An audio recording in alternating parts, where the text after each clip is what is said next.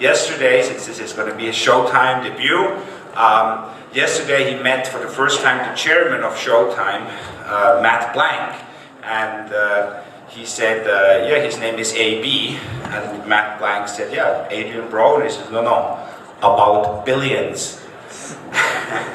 So his name is AB, about billions. He's exciting, he's a world champion, and should he win against Paulie Malignaggi, he will join Roberto Duran and Roy Jones Jr.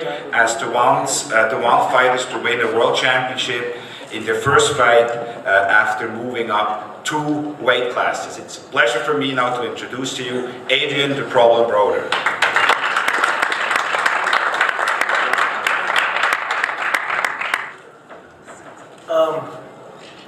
I know everybody like, man, what is he gonna say next? What is he gonna say next? But honestly, you know, me and Paulie, we gave him a hell of a show at Danny's weigh-in, and I wasn't gonna say much, but I got here and I chose to think different. I'm gonna give you a hell of a lot. Now, June 22nd, you know, everybody like he's going up in weight.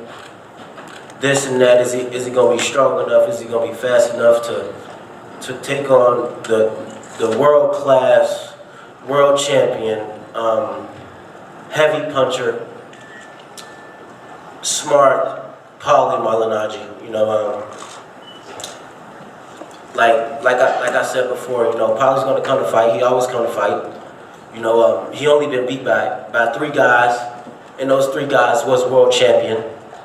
And this fourth loss will be by another world champion. So at the end of the day, he's still going to be a world-class fighter. He's just getting his ass whooped by champions. No, see, I'm serious. You know, I take him serious, but he's a clown. He's gonna come in with a lot of colors, with big feet and colored hair, and I'm gonna punch his nose red before he can fill out the outfit. You know, Paulie's nice. He's nice. You know, he's a smart boxer. He got a hell of a jab. You know, I call him the one-hand bandit.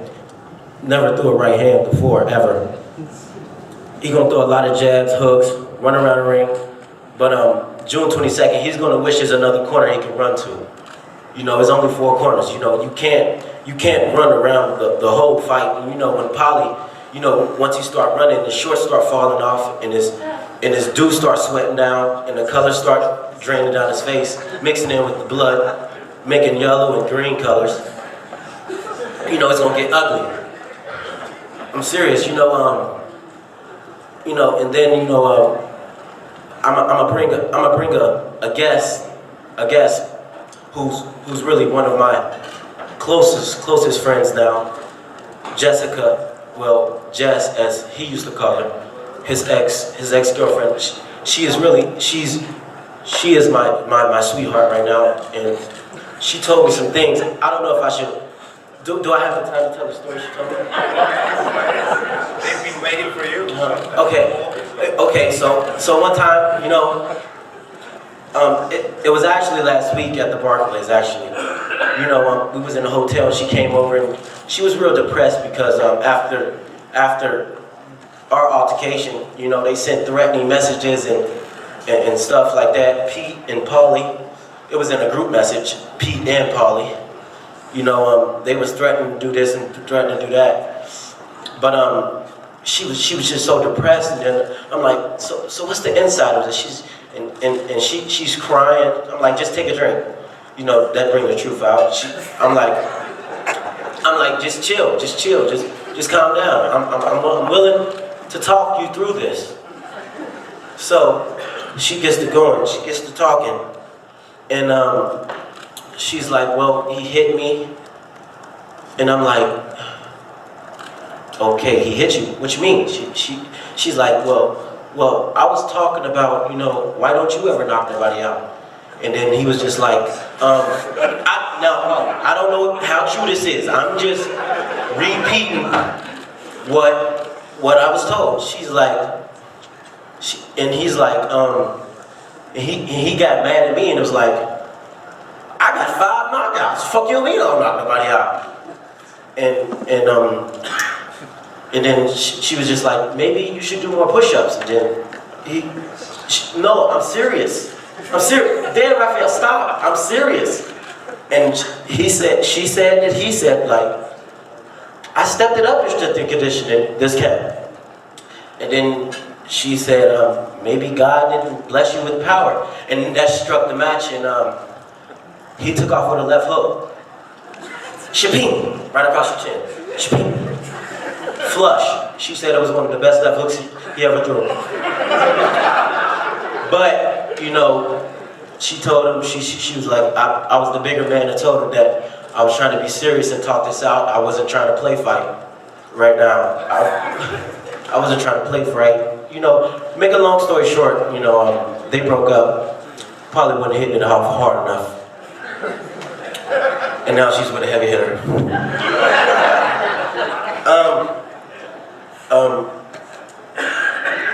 I actually got her on the phone. Jessica?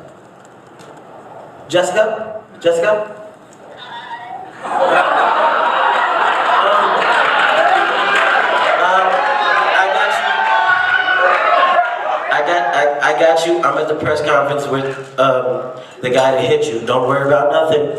I'm gonna take care of it, okay? Hey Jessica, I got those pornos in my phone, don't worry, slut. Okay. Hey ho, we got you on Instagram straight flexing. On my Instagram straight flexing. But you know, like I said, it's gonna be a hell of a night. It's gonna be a hell of a night. And I really gotta give it to him because he hit my best friend and I don't like it. He couldn't knock a guy out, so he tried to knock a girl out, so I'm gonna knock him out. Thank everybody for coming. Q Division World Champion, who went to the Ukraine to dethrone the champion, knocking him out. I mean that. He made his first mark in the 140-pound weight class when he defeated Lokmar Nadu in 2007. Certainly one of the most skilled fighters with very fast hands, and he's going to be fighting out of his hometown, Brooklyn, New York, at the great Barclays Center. It's a pleasure now for me to introduce to you world champion Paulie Malignaggi.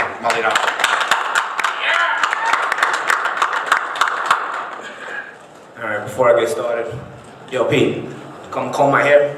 I got brushes, but I use combs. I don't get started without getting my hair combed. Always flashy. You know. Just say it. You know. Now that I'm looking crispy, on to the next. That was a good little shtick Adrien put on. I give you credit, man. You know, it's nice and creative, all right? I gotta come back at you hard, though. Pause. Yeah, pause, exactly. All right, first and foremost, since Adrien left off on the topic of Jessica, here's the difference with me and Adrien, all right? We both got money, but I'm good looking, all right? There's girls that are closer to you, and then there's something us guys call weekend pussy. Right? Jessica was weekend pussy. That means Jessica can fuck anybody she wants, and when I got time on the weekends, I'll do what I want to do. And she loves it, and she loved it. Not only that, she loved getting hit when we used to sleep together. Matter of fact, Adrien, if you fucked her, you know it. You know what I mean?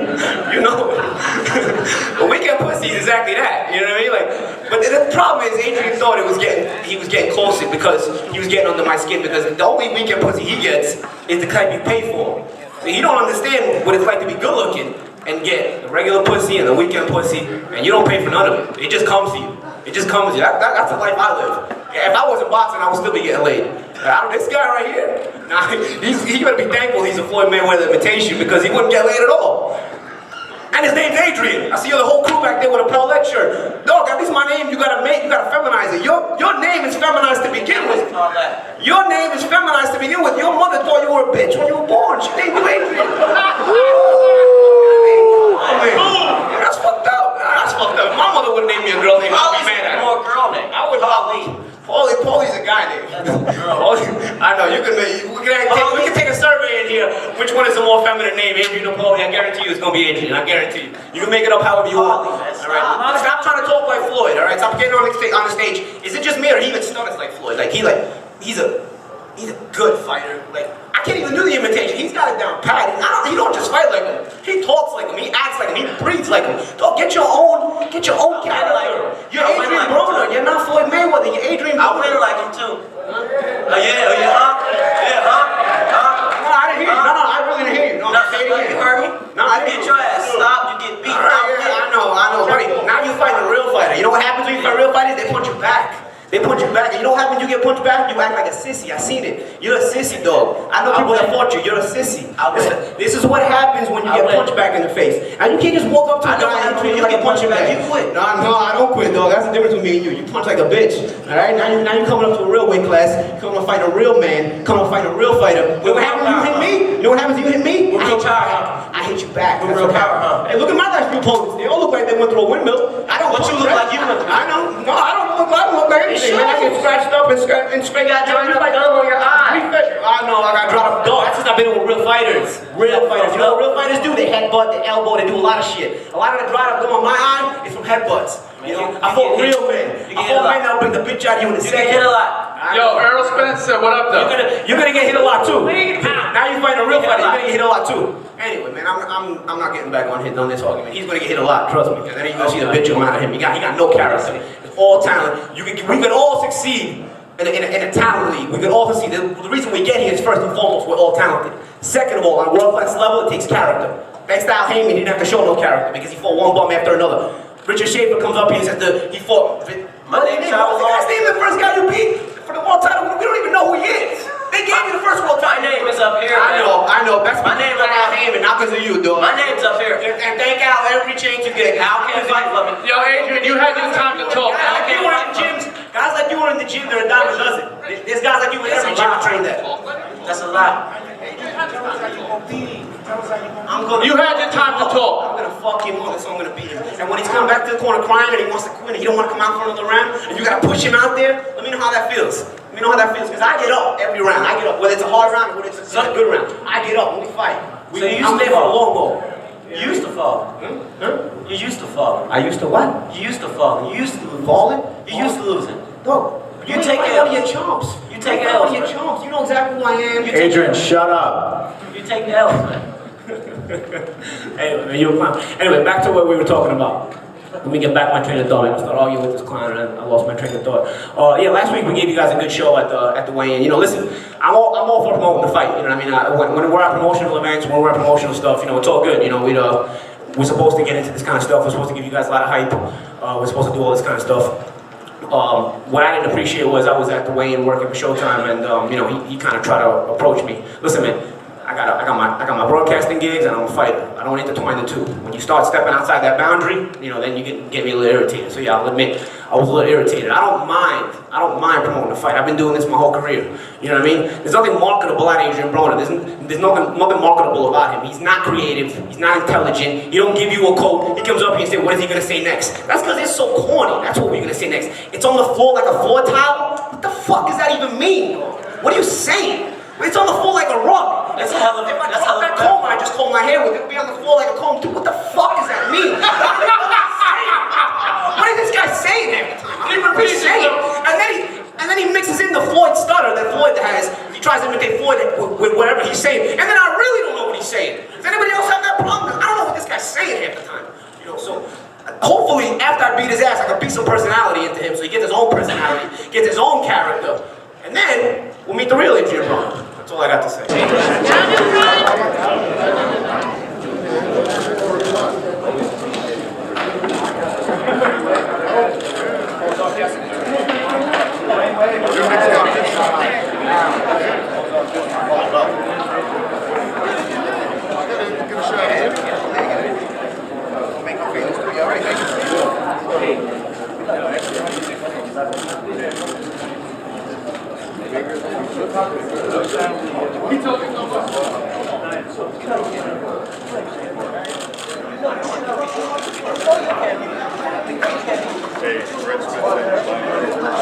All right, guys, just fake. face off the message. You're all good. You're all good. Thank you, guys. Yeah, yeah.